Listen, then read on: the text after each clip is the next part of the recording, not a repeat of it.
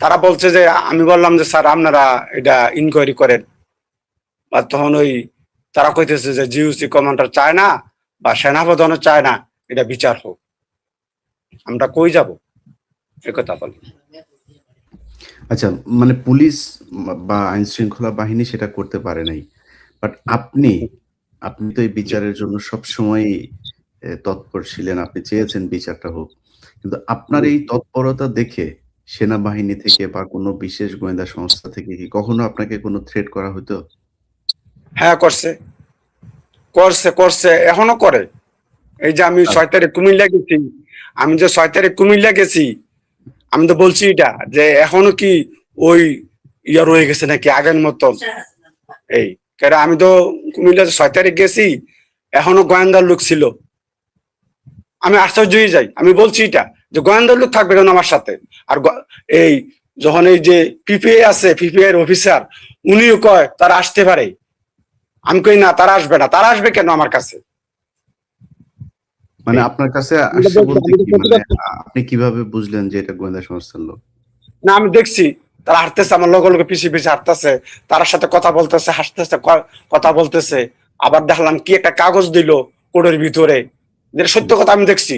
আমি মিথ্যা বলবো কেন? আমি কাল হাসরের দিন আল্লাহর কাছে আমার জবাব দিতে হবে। আমি তো মিথ্যা বলি? আমি এক সাইডে বসে রয়েছি, পিপিএ এক সাইডে বসে রয়েছে। পিপিএ বলেও না আমাকে সামনে বসে না, থেকে ওইখানে যারা অ্যাডভোকেট ছিল তারা আমাকে খুব ইজ্জত করছে, তার সাথে আমার ভয় রাখছে। হুম, আপনি একটু ফোনের দিকে তাকায় কথা বলেন কাকা, তাহলে আপনারা সবাই দেখতে পারবে। জি, জি জি জি। এখন এই যে যেদিন রাতে আপনারা লাশটা পেলেন, জি আচ্ছা লাশ না, সার্জেন্ট জাহিদ, সিপাহী জাহিদ, তখন ওই জিউসির বউ, জিউসির সহ আমি কেস দিলাম। এই কমান্ডার শুদ্ধ তারা তো বুঝছি কি আমার কেসটা, আমার এই সিউজে ছিল মনিরুল ইসলাম, উনি আমার কেসটা তো নষ্ট করে ফেলছে। উনি ডাকা হোক, উনি আমার কেসটা কেন লেখলো, আমার সারা কেন লেখলো এই কেসটা, কার দেয়ালে হাইলো, কার অনুমতিতে কেসটা হইলো? আচ্ছা মতো না। আচ্ছা 10 বছর হয়েছে আমি যে বাচ্চা রয়েছি, আমি যে বাচ্চা রয়েছি এই বেশি আল্লাহ আমার বাঁচাই রাখছে। তো জানি না, আল্লাহ জানে, আমার মা বাবার দোয়া আছে, আমার এটাই বিশ্বাস মনে হয়। নাহলে তো আমি মেরুদণ্ড অপারেশন, কারো সাহায্য পাই নাই, কারো কুচ্ছুই পাই নাই। যে আমার অফিস কি, তখন এই সিইউ ছিল মনিরুল ইসলাম, উনি এই একটা দরখাস্ত লেখাইয়া অজ্ঞাত মামলা লেখাই আমার তো সই আনছে, আমি যেটা করলাম নিলি আমি পাওয়ার, আমি ওই জায়গাটা একটু বিস্তারিত শুনতে চাই যে কি হয়েছিল, কমান্ডার কিংবা জিওসি বা সিও এদের ওয়াইফরা মানে কি প্রোগ্রাম করতে চেয়েছিল বা কি তাদের উদ্দেশ্য কি ছিল সেখানে? সেনা কল্যাণে একটা অনুষ্ঠান ছিল, সেনা কল্যাণে।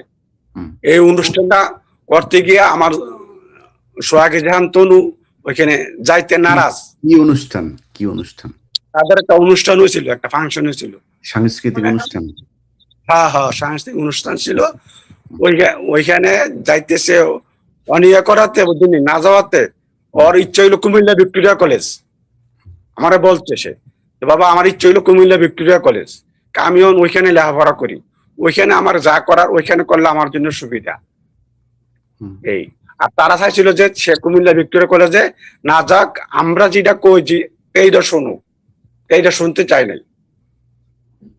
আচ্ছা, আচ্ছা, আমি দর্শকদের জ্ঞাতার্থে একটা জিনিস বলে রাখি, সেটা হচ্ছে যে সোহাগী জাহান তনু তিনি সাংস্কৃতিক বিভিন্ন অনুষ্ঠানে উনি ওনার মানে ওনার সাথে আমার তো দীর্ঘদিনের কথা হয়, উনি ওনাকে আপনারা যেটা দেখছেন মানে উনি মানসিকভাবে প্রচন্ড বিপর্যস্ত।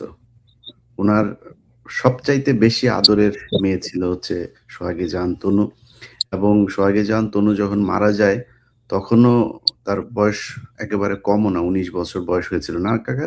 19 বছর। তো 19 বছর বয়সের একটা মেয়ে তো বাংলাদেশে বিয়েও হয়, বাচ্চাও হয়ে যায়, এরকম হয়। তারপরেও মানে উনাদের সাথে শারীরিক যে অ্যাটাচমেন্ট সেটা ছিল।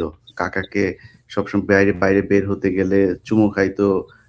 কাকার হ্যাঁ মানে হ্যাঁ, রাইট। তারপরে কাকার মানে উনি বসে আছে, উনার কোলে এসে বসতো। মানে ছোট হ্যাঁ বাচ্চাদের মতো। এখন বলছে আমার কোলে বসে থাকলে হইলে। হুম। এখন থাকলে যদি থাকতো আমার কোলে এসে বসে থাকলো। মানে এই এত আন্তরিক সম্পর্ক ছিল আরকি বাবা মেয়ের। তো কাকা এইটা নিয়ে খুবই মানে আমরা তো বাংলাদেশে অনেক হত্যাকাণ্ড দেখেছি। এমনকি সেনাবাহিনীর হত্যাকাণ্ডের ভেতরেও অনেক সেনাবাহিনীর কর্মকর্তাদের অফিসে যেটা পিলখানায় ঘটেছিল। সেখানে সেনাবাহিনীর এ সন্তানেরা তারা সরকারের কাছ থেকে সুবিধা নিয়ে কিংবা ভয়ে নানান কারণে তারা কথা বলে নাই। কিন্তু উনি কিন্তু সেই শুরু থেকেই কথা বলছেন এবং উনার জীবনে কোনো চাওয়া পান নাই। উনি বিচারটা চান। তো মেয়েকে খুব আদর করতেন। মেয়েটা কিছুটা সাংস্কৃতিক মনা ছিল। এই গান-টান, নাচ-টাচ এসব ইয়ে-টিয়ে মানে স্কুলে অনুষ্ঠান-টনুষ্ঠান হইলে এগুলো করতো আরকি। মানে প্রফেশনাল টাকা-পয়সা দিয়া করতো এরকম না। তো উনারা যেহেতু উনি ক্যান্টনমেন্টে চাকরি করেন, তো উনাদের ইচ্ছা ছিল দেখেছে যে মেয়েটা গান-টান গায় ভালো। তো উনারা তাদের সাংস্কৃতিক অনুষ্ঠানে করতে চেয়েছে এবং সেই সাংস্কৃতিক অনুষ্ঠানে যতটুকু শুনেছি যে সেখানে ভারতীয় গেস্ট থাকার কথা ছিল। সেই গেস্টদেরকে তিনারা মনোরঞ্জন করানোর জন্য আপনার তারা কথাটা ঠিক। হুম, এই কথাটাও ঠিক। এই কথাটাও ঠিক। আপনি যেটা বলতেছেন। হুম। তো এই ভারতের ইয়ে ছিল। এই আসে এই না নাকি জানি না।